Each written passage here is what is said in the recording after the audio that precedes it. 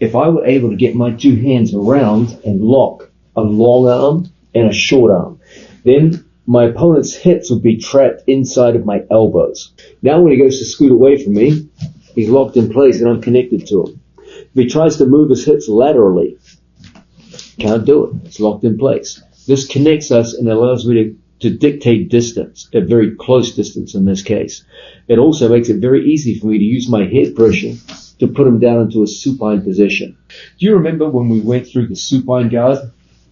Initially, our thing was always to shut down his feet, because it was the feet that connect to us, okay? A seated guard is a very different situation. Here, we want to shut down the hips, okay? The feet are shut down first. It's the hips first. So when we go into that body lock, that's exactly what we do with a body lock. Now I shut down his feet by bringing my hips and knees close to his butt. So when he goes to lift and extend me, it feels like I'm lifting. Yeah, it feels like you're lifting 1,000 pounds. It's very, very difficult. First method. This is the one I use most of the time. It's the thumb post inside our training partner's biceps and shoulders. And this enables us to push his shoulders back behind his hips. As he fights his way back up, that's exactly when our head comes in and our hands go in and we snatch the lower back and pull him into us. As soon as we hit that pull, we go long arm, short arm, and we tie in with our two hands together and connect our hands. So when he goes to shove us away, it's going to be really, really difficult. And now we're in a true body lock position, locked up. Okay? Another really practical way to do this is to force a hand to the mat. We put a collar tie on our training partner, we push and force the hand to the mat. As he goes to recover, our hand is already inside. And then we get to our locks and put him down.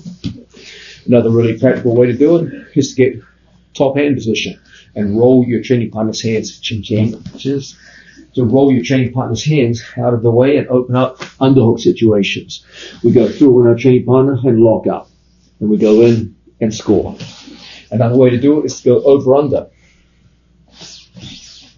where I let my opponent take an underhook on one side, but I make sure I keep head position. So when he goes to use that underhook, it's really tough.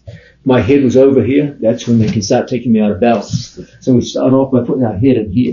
And then we just lock right over our training partner's arm. So when he tries to work from here, it's impossible with the arm trapped in place like so.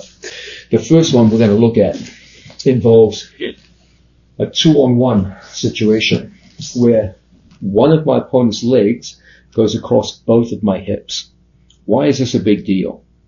What it means is that if I get to a body lock with his shin trapped across in front, it means that if I go to step over my training partner's leg, he has no ability to use his right leg to hook into half guard. Okay? If I had his foot between my legs, like a conventional butterfly guard, and I step over, well, then he traps my right leg with his right leg. However, if I start with his foot trapped across both my hips, when I go to step over, he has no purchase on my right leg. And as a result, it's going to be very easy for us to complete a pass. The second big one that we're going to look at is a situation where I get through on my training partner, and when I go to step over with my left leg, watch my right leg. As I go to step over, I curl my right foot to my buttocks, so that when my left leg steps over the top and he tries to get a hold of my leg, he doesn't. We end up with our shin pinning our training partner's shin. We curl our foot up to our buttocks, so that when we make the step over and he tries to get a hold of my leg, we pin his shin down. When he tries to hold us in guard now, it's going to be impossible. It's easy for us to go in and get to our pass. Very often you can get into situations where you knock someone down, say for example, Ashigarami. Okay, you knock him down to a hip. And then from here when you come up, see how my knee is inside my training partner's hip and knee?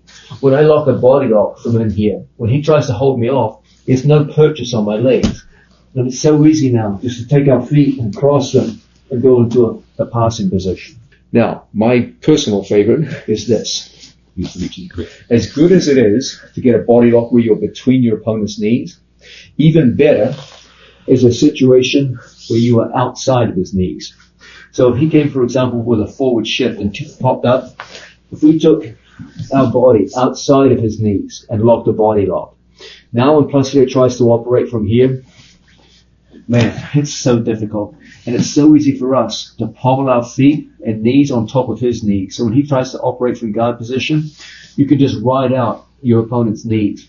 And this will give you numerous ways of going into past your opponent in ways that are very difficult for him to stop. Now, there are two other positions which are not as strongly advantageous as those four, but they are still pretty damn good. Okay, the first one is scissor legs. There is a big discrepancy in the human body between the strength of your legs in a scissoring motion, such as riding a bicycle or performing some kind of leg press, versus a closing motion, in which human legs are notoriously weak. If I'm in a situation where I get to a body lock, and from here I step over Placido's knee, but I'm unable to prevent him from taking his right leg and hooking into a half butterfly guard. So now he has me in half butterfly. In a situation like this, as he goes to hold me off, I should be able to walk his knees back to the center line, strong body. I take my knee to his knee and I pinch my knee inwards. And I start an action of walking across the body so that my left knee pinches inwards. My right foot walks away from my training partner's purchase on my leg, and I'm pinching inwards with my left knee. As he goes to hold me in this position, I just take my foot back to my own buttocks, like so, and I'm just going to scissor my legs. It's so hard for Placido to hold on with that butterfly hook of his. Your scissoring motion is stronger than his closing motion. When he goes to push us off from here, you're in the perfect passing position. Big direct. So once again, from another angle, when we go in on that training partner and get to that initial body lock, when we step over, he manages to catch our leg in a half butterfly guard. So we're going to take our knee, and we're going to put it on the outside of his knee and pinch it inwards. We're going to walk his knees across the center line. As we walk across the center line, he tries to hold, so back where you were, he tries to hold the purchase on my leg. It's so difficult for him. Then from here, as he tries to hold me with that half butterfly guard, we just curl our foot to our buttocks. So when he tries to maintain that purchase on my leg, it's so easy for us, just scissor. His butterfly hook comes out, and we walk around the corner into a good pinch. The sixth and final one is where we get our shoelace inside our training partner's thigh. How does this work? Many of your opponents are going to convert to half guard. So when I make that first big step over my training partner's leg, do you see what he did? He just switched to half guard. He went from half butterfly to half guard.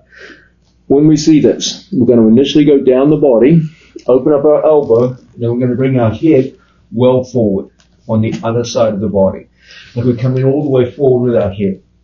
Now we're going to take our foot and we're going to put it inside our training partner's thigh. As Placido tries to hold on tight, we're just going to shake with our body. We can come out into a passing position. From here, we settle down to the mat. We've still got our body lock in place. He tries to put us back in guard. It is so difficult. When we make that first big step over the leg, he converts to half guard. So from here, my elbow opens so that my head can come well forward. And we come up ear to ear, just like so. As he tries to hold on tight to my leg.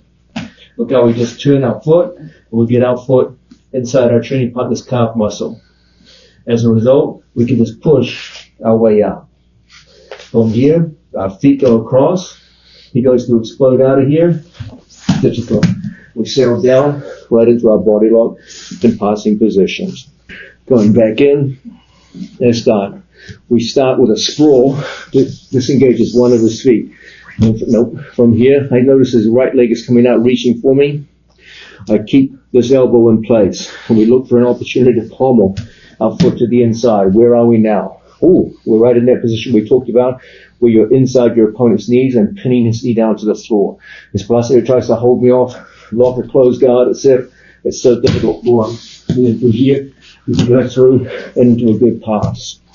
And in this way, you can see we can work from one winning situation to another.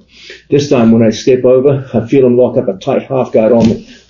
No problem. We're going to come forward with our head. As we come up in the position, our foot goes to the inside, and lo and behold, we're into a good passing position.